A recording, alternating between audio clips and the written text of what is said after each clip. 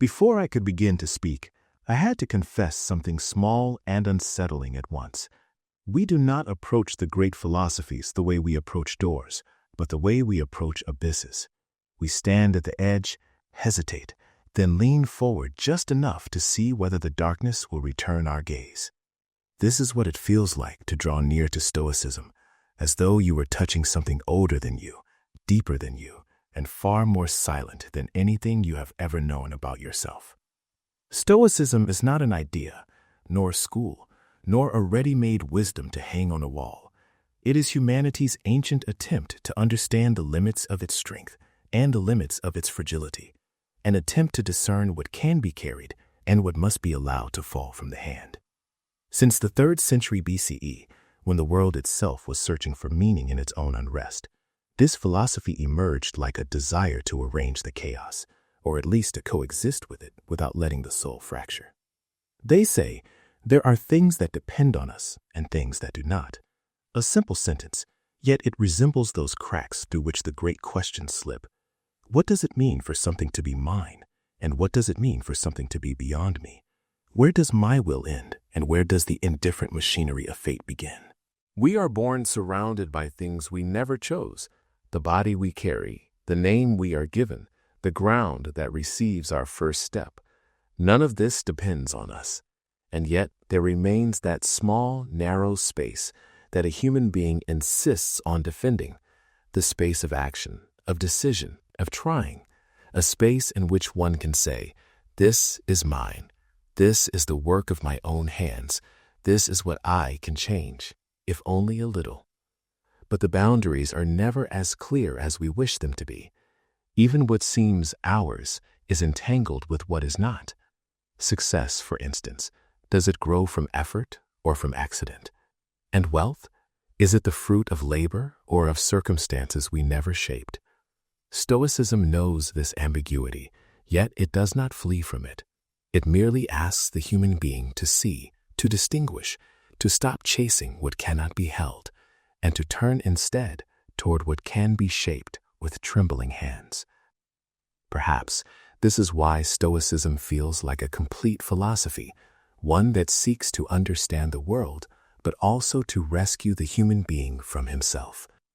It is not a theory to be read, but a practice to be lived, not a promise of tranquility, but a training in how to endure the storm without letting the inner structure collapse. And so the real question begins. Can a person live knowing that part of his life is not his, and that the other part is never fully his either? And is it enough to know what depends on us in order to feel alive, or does such knowledge only deepen the weight of existence? Perhaps, and perhaps not. But the journey begins here, at this first fissure between what we hold and what slips through our fingers. But awareness of our limits is not the end of the path, it is its beginning. The Stoics were not searching for a simple comfort, nor for a piece of wisdom to hang on a wall to decorate a passing day. They wanted something far harsher, for a human being to admit that he is not capable of everything, and that such an admission is not defeat, but a form of honesty with oneself. Here, philosophy is not a quest for strength, but a quest for its true measure. The distinction between what depends on us and what does not is only the first step toward a truth we fear to face. We are limited. Limited in body, in time, in ability, in desire, in dream. And the more we try to exceed these limits, the more violently we collide with them, discovering that pain is not the world's doing, but the consequence of ambitions that exceed what can be carried. Excessive desires, ambitions without a ceiling, dreams that refuse to acknowledge reality, all of them become, sooner or later, sources of disappointment. Not because the world is cruel, but because we demand from it what it cannot give. If I long for the impossible, I will suffer. If I fasten my heart to what cannot occur, I will discover that pain lived inside the desire long before it lived in the world. This may sound obvious, almost trivial. It is easy to say, what is impossible is impossible. But the obvious, when not lived, becomes a trap. And the Stoics knew this. They knew that in our daily lives, we behave as though the world could bend to our wishes, as though death could delay itself out of respect for our feelings, as though time could stop simply because we are not ready yet. Take death, for example. We all know that life is finite, that everyone we love will pass through that door from which no one returns. And yet, when someone disappears, we cry out inside as if something unnatural has occurred, as if the world has committed a grave mistake. But from a Stoic perspective, grief itself becomes a kind of misunderstanding. How do we mourn what was always destined to happen? How do we revolt against a law we did not write, a law not written against us, but written long before we were born? This is not a call for hardness of heart, but for clarity of vision. To wish immortality for those we love is to ask nature to abandon its nature. To refuse their death is to refuse the human condition itself. And yet we do this every day. We weep, we shout, we rage, as though demanding that the world rearrange its laws for our sake. The Stoic does not ask us to stop loving, but to understand its price, to recognize that every bond carries within it the seed of loss, that every meeting hides a farewell waiting in the wings. Not because life is cruel, but because it is finite, and the finite cannot give what it does not possess. And so, little by little, we understand that awareness of limits is not an invitation to surrender, but an invitation to live without breaking ourselves. To desire, yes, but without worshiping our desires. To love, yes, but without demanding that love triumph over death. To move through the world without forgetting that the world does not revolve around our steps. Perhaps this is why Stoicism, at its core, feels like a training in humility. Not the humility that is spoken, but the humility that is lived. To know that I am small, and that this smallness is not a flaw, but a fact. And that truth, however painful, is always gentler than illusion. And yet, the question remains suspended. Can a human being accept his limits without feeling he has betrayed himself? Or is there a part of us that still refuses, resists, insists on demanding that the impossible become possible? Perhaps, and perhaps not. But awareness of limits opens another door, one we will cross together in the next step. But accepting our limits is not the same as knowing them. Knowledge touches the surface, but acceptance descends into the depths, into that region where light does not easily reach. The Stoics understood this well. To say death exists is one thing, and to say I accept my death is something entirely different. The first is an idea. The second is a wound that opens slowly, a wound that heals only when we stop resisting it. Death, this first boundary, the one that cannot be crossed, is not something we can merely observe from afar. We must allow it to pass through us, to feel its presence in our bodies, in our pulse, in that moment when we realize that every step we take brings us closer to it. Only then does philosophy become a practice rather than a contemplation, a way of living, not merely a way of understanding. They say, learn to die so that you may learn to live. But they do not mean sorrow, nor surrender, nor that bleak gaze that watches the world from behind darkened glass. They mean something else. To see death as we see sunrise, as a natural event, as a law that needs no justification.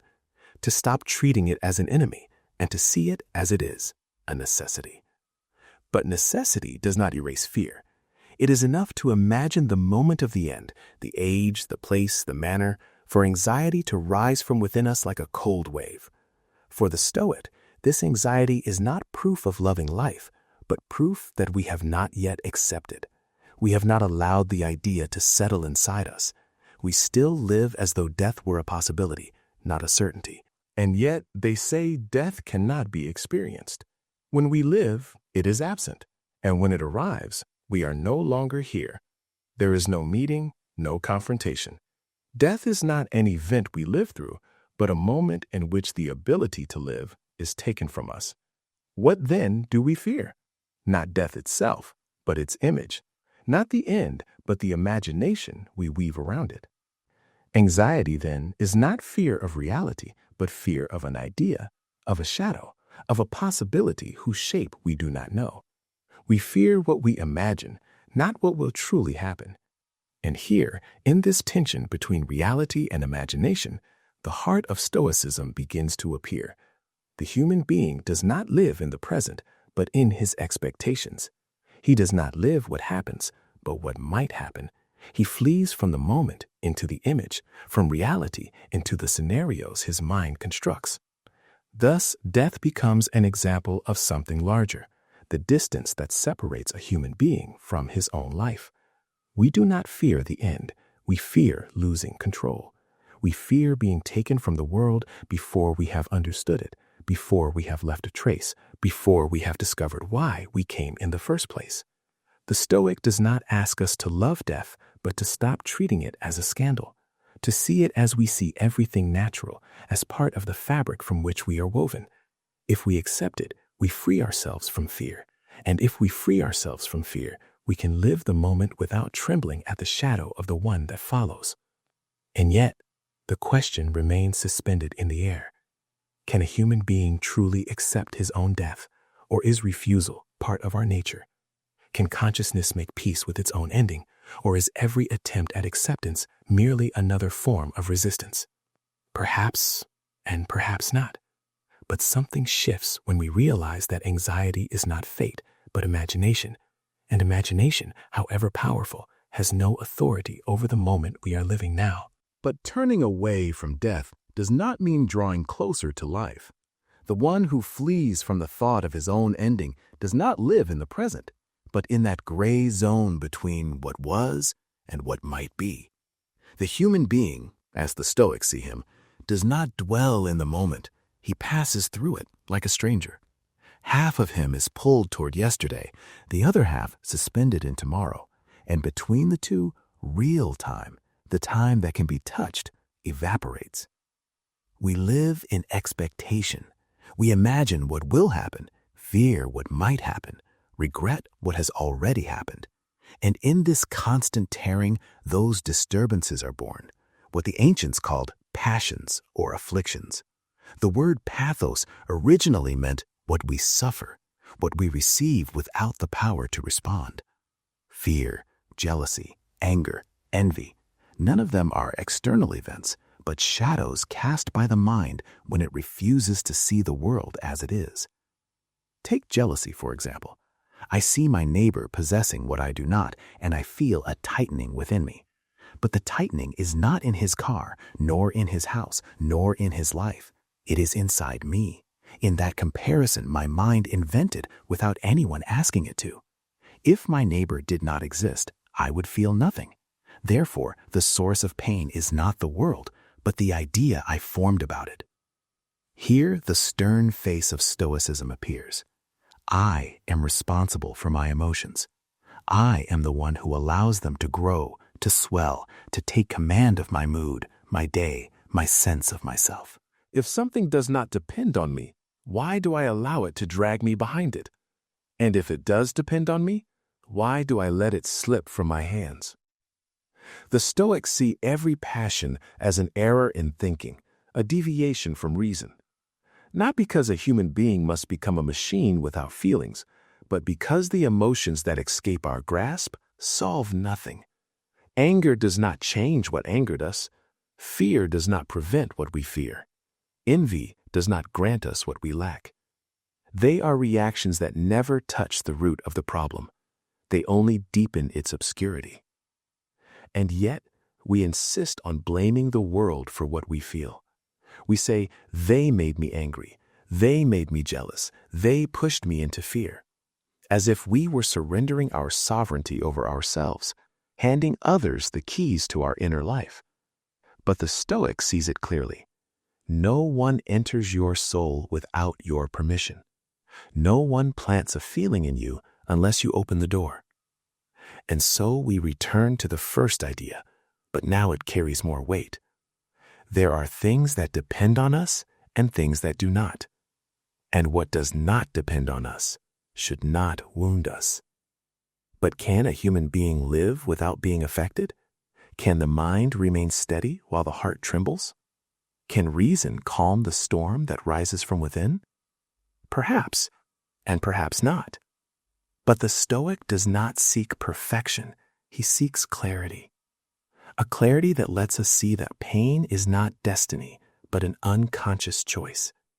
And that freedom begins the moment we stop granting the world authority over what we feel.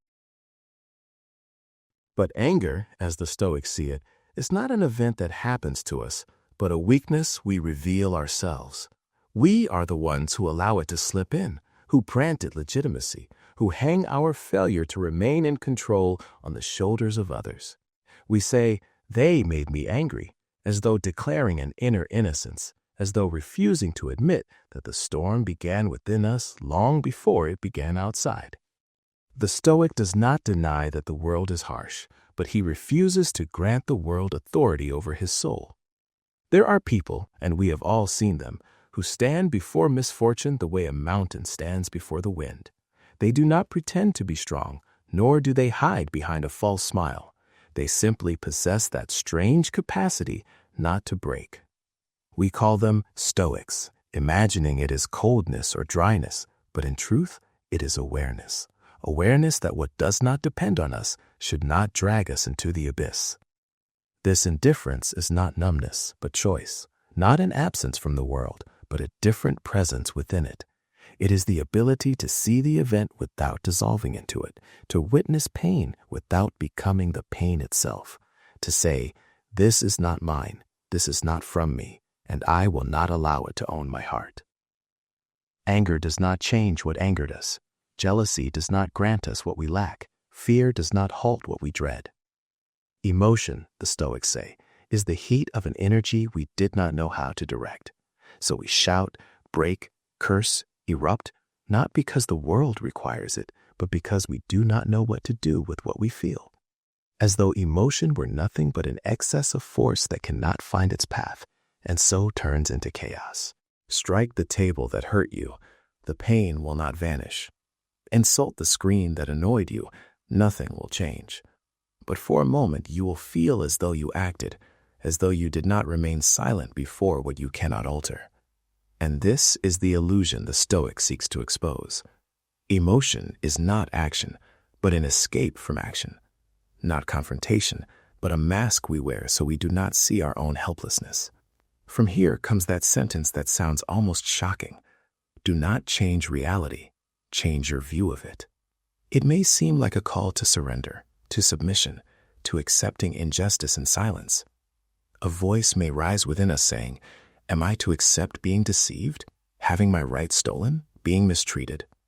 But the Stoic asks for none of this. He merely reminds us that true change begins from within, from that territory we alone possess. There are things that can be changed, and things that cannot. And tragedy begins when we confuse the two. The Stoic does not say, accept injustice. He says, know the limits of your strength. Know what you can change, and change it with all the will you have. But do not demand of yourself that you change the world alone, nor demand of the world that it change for your sake. Strength is not in constant revolt, but in discernment, in knowing where to place your hand and where to lift it, in realizing that the change you can make resembles you, limited yet real, small yet possible. And so, little by little, we understand that Stoicism is not a philosophy of submission, but a philosophy of balance.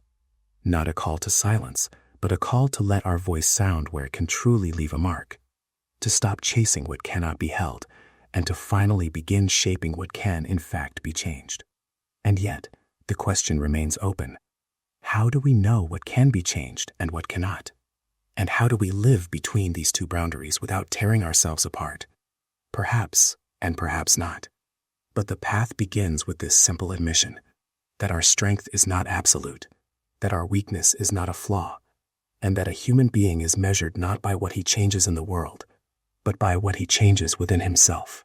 And yet, despite all this awareness, the human being remains small before the world, so small that what he can change is barely visible, and what he can do is barely heard. But the Stoic does not see this smallness as a call to surrender, but as a call to choose. For I, no matter how fragile I am, always possess this choice, to do what I can, or to let everything fall from my hands under the pretext that my effort will not change the universe. Surrender sometimes appears wise, but in truth, as the Stoics say, it is another form of vanity. Yes, vanity. For when I say, what's the point? I won't change anything. I am at the core saying, either I change everything or nothing, as though I refuse to be limited, as though I reject the idea that my imprint might be small, as though I want the world to be a mirror of my strength, not a stage for my weakness. This is the illusion the Stoic seeks to expose, that we tie action to outcome, value to achievement, meaning to impact. But the truth is simpler and harsher. I do not own the world. I am not the master of its fate. I am merely a passerby who leaves a faint trace, then disappears. And yet that faint trace is all I have. It is the only thing that depends on me, the only thing I can offer without demanding that the world change for my sake. The Stoic does not say, do nothing. He says, do what you can, and do not demand of yourself more than you can. Do what lies within your reach, and leave what lies beyond it. The world was here before you, will remain after you, and will not wait for your desires to move. But this does not mean that action is without value. It means its value is not measured by the scale of change, but by the sincerity of intention. To act because action is part of you, not because the world will applaud. To try because trying is a form of life, not because you will triumph. Those who achieve great things, as the analyst says, are not the ones who dream of the impossible, but the ones who focus on the possible, on the small step, on the modest act, on what can be done now, here, without waiting for a miracle. Grand desires paralyze us. Dreams too distant to touch keep us standing still. And when we stand still too long, stillness becomes surrender. Surrender becomes bitterness, and bitterness becomes a life unlived. The Stoic wants to free us from this. He wants our actions to be extensions of our thoughts, not extensions of our emotions. For if I move while angry, my action will carry the shape of my anger. If I move while envious, my action will carry the shape of my lack. But if I move while calm, joyful for no reason, reconciled with my limits, then my action becomes free. It depends on no one, on nothing, on no circumstance. It depends on me alone. Emotions, the Stoics say, are nothing but chains. Chains we place around our own necks, chains that make us see the world through cracked glass, and we mistake the crack for the world, not for ourselves. But when we realize that the world was here before us and will remain after us, something shifts inside. We do not become weaker, but more realistic, not less capable, but more aware of our capability. We know where we stand, where we can step, and where we must stop. The Stoic does not deny that emotion is part of being human, but he says that emotion we do not govern becomes a master, and we become its servants. And true freedom begins when we reorder the relationship, when reason becomes the guide and emotion the companion, not the jailer. In the end, all of this converges into a single idea, expressed by Sartre in a way that captures the spirit of Stoicism. The important thing is not what they did to us, but what we do with what they did to us.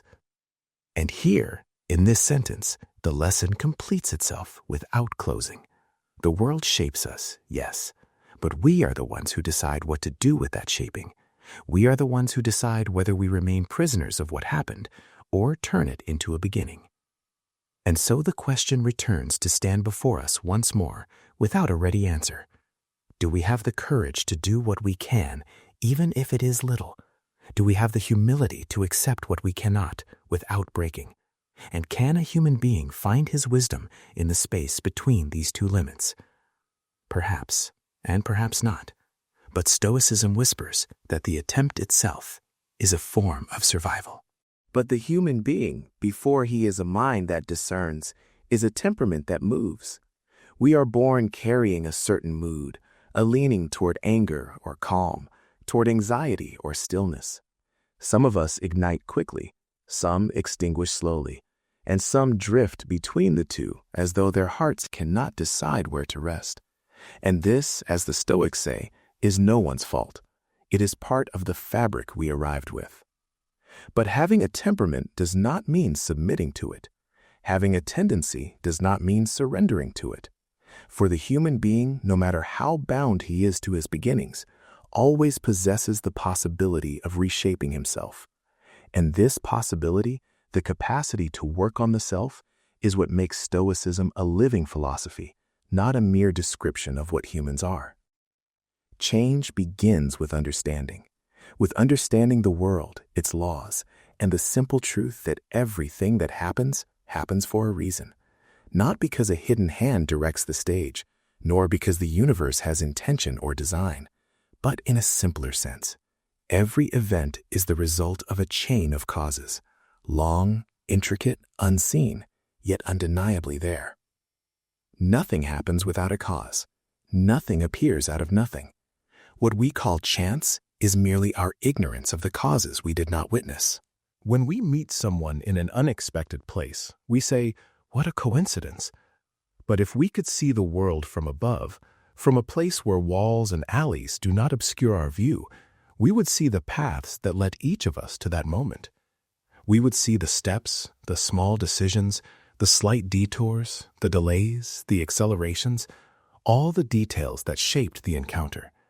If we had known all that beforehand, we would not be surprised. For the surprise lies not in the event, but in our ignorance of it.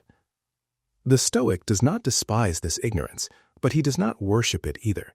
He simply says, if everything has a cause, then everything is understandable. And if it is understandable, it is bearable. And bearing something does not mean justifying it, nor forgiving evil, nor absolving the wrongdoer. Acceptance simply means seeing the world as it is, not as we wish it to be. When a person errs, we can explain his error, a harsh childhood, a troubled mind, crushing circumstances. But explanation does not erase the act. It does not make killing less killing, nor injustice less unjust. The Stoic knows this, but he also knows that anger adds nothing to understanding, and understanding adds nothing to anger. Everything, in the end, is the result of causes, and every cause, however obscure, belongs to a larger logical web. The world is not chaos, but a system we cannot see in full. What we call absurdity is merely a part of the picture we have not yet understood. But what do we do? Those of us who see only a narrow corner of the world, those who live inside limited bodies, short lifespans, and minds that cannot grasp everything. We do what we can. We change what can be changed, and we stop chasing what cannot be held. The Stoic does not ask the human being to be a god, but to be a human who knows his limits, to know that the world is larger than he is, yet not foreign to him, to know that causes govern everything, yet he always possesses one cause that belongs to him alone, how he acts, how he thinks, how he responds. And so, little by little, understanding becomes a path to calm, not because the world becomes kinder, but because we stop demanding that it be so. Not because events change, but because our gaze upon them changes. Not because pain disappears, but because we learn to carry it without turning it into a prison.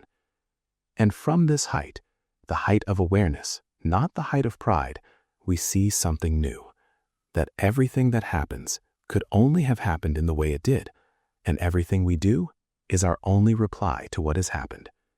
Here, in the tension between determinism and freedom, between cause and choice, between what is imposed on us and what we choose ourselves, the wisdom the Stoics seek begins to emerge, to understand the world enough to accept it, and to understand ourselves enough to change what can be changed. And perhaps, in this fragile balance, the human being finally begins to see his true place in the universe, neither master nor slave, but a creature passing through the world, trying to understand it, and leaving behind a small trace, yet a sincere one. Imagine rising a little above the ground, rising just enough to see the entire city at once, the streets, the corners, the footsteps crossing without knowing it, the paths that seem random from below, but from above, take on a clear, logical, almost inevitable shape. From this height, you see two people walking toward the same corner. You see them before they see each other. You know they will meet. You know the moment before it happens. No surprise, no wonder, no coincidence. But down below, at street level, they collide suddenly, and they ask themselves, what a coincidence, as though the world invented that moment just for them. The Stoics say there are no coincidences, only ignorance of causes. The wonder is not in the event, but in the narrowness of our perspective. If we knew all the causes, we would never be surprised by the results. If we saw the world from above, we would see that everything that happens had to happen. This is what determinism means for them, that everything is the child of something, that every event is born from a long chain of causes, that the universe at its core is a mind at work, a logic in motion, a system that leaves nothing to chaos. And if the universe is rational, the Stoic asks, why should we not try to be as well? Why not try to approach this model, to soften the noise of our emotions, to see the world as reason sees it, not as fear does? The closer a person comes to this calm, the less fragile he becomes. The less he is ruled by his emotions, the more he becomes free. And freedom for the Stoic is not doing whatever I want, but not being driven from within like a slave to a passing feeling. But here rises the old objection. Is this not an inhuman model? Is this not an impossible demand? How can a human being free himself from his emotions when he is made of trembling flesh, of bleeding memory, of fear lodged in the bones?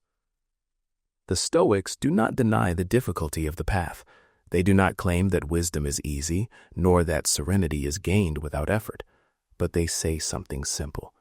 If you can imagine wisdom, you can move toward it. If you can understand your emotion, you can loosen its grip on you. Liberation is not a leap, but a path, not a final victory, but a daily resistance. Every time we restrain anger, every time we see a cause instead of a threat, every time we choose action over reaction, we take a step toward wisdom. Wisdom for the Stoic is not the elimination of desire, but its understanding, not the killing of emotion, but returning it to its natural place, a companion, not a commander, a voice, not a master. And from here, we understand why they say that happiness is not in fulfilling desires. In fact, fulfilling desires is the opposite of happiness. Why? Because desire by nature does not know contentment. You fulfill one, another is born. You reach a peak, a higher one appears. You think you have grasped tranquility, only to discover it was a mirage that moves as you approach. Desire is a promise that never completes itself, and the more we chase it, the thirstier we become. Happiness for the Stoic is not in fullness, but in freedom from this thirst, in seeing the world as it is, not as we want it to be, in seeing ourselves as we are, not as our desires imagine us. And so, little by little, the question shifts from, how do I get what I want, to, how do I stop being a slave to what I want? And perhaps, in this quiet shift, the human being begins to touch another form of happiness. A happiness that does not depend on possession, nor on victory, nor on the world's approval, but on that rare moment when the mind becomes the master, the heart becomes a friend, and the world becomes understandable enough that we no longer fear it. Here, in this soft light, Stoicism begins to reveal its true face. Not a philosophy of harshness, nor a philosophy of submission, but a courageous attempt to let a human being live without collapsing under the weight of what he cannot change. But desire, this hidden creature that lives within us, does not arise from us as much as it invades us. Desire is not a decision, but a lack. Not a choice, but a sign that something outside us is missing. And when we lack, we cling. And when we cling, We become servants to what we await.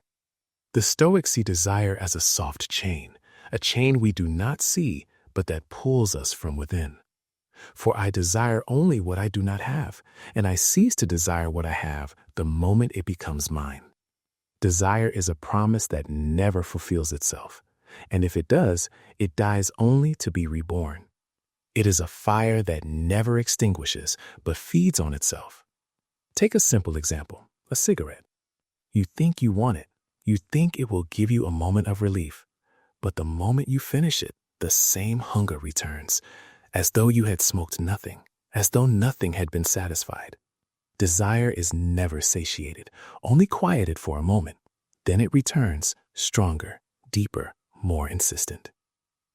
And so the Stoic says, happiness is not in getting what we want, but in being free from the need to want, to no longer be in a state of lack, to no longer be in a state of waiting, to no longer hang our well-being on something outside ourselves. A person can be happy while ill, happy while alone, happy while in pain, because happiness at its core is not a condition of the body, but a condition of the mind that sees things without demanding they be other than what they are. Here appears Epictetus's famous example, the slave whose arm they tried to break, and he says calmly, "You will break it." And when it breaks, he says, "See, I told you." No screaming, no protest, no anger. Only a clear awareness, as though the pain were an external event with no path inward. It may seem like madness, but there are people today who approach this level, yogis who place their bodies in fire without screaming, who slow their heartbeat until it nearly stops, who separate body from mind as though pain were only an idea. The Stoic does not ask us to become like them, but he says, if a human being can approach such calm, then he can free himself from the slavery of desire.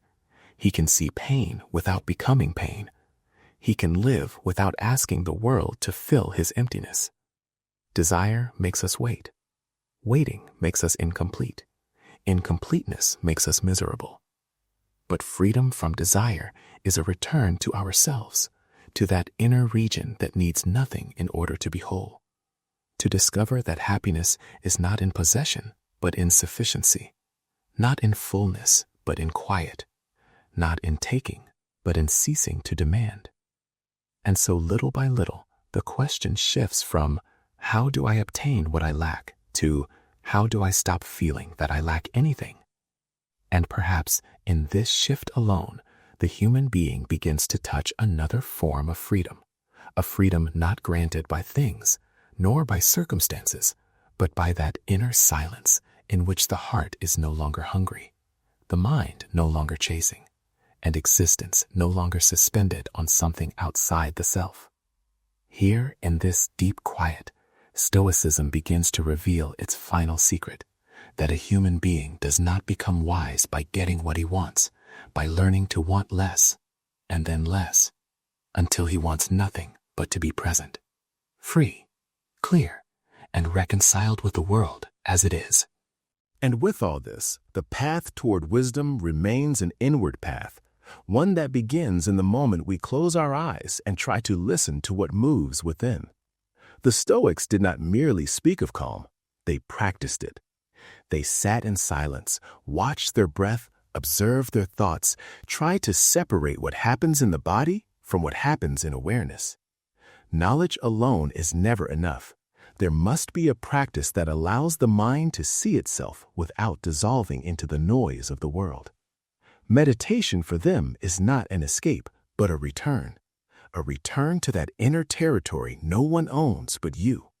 Through it, a person becomes able to distinguish what depends on him from what does not, what can be changed from what must be accepted, what belongs to the self from what belongs to the world.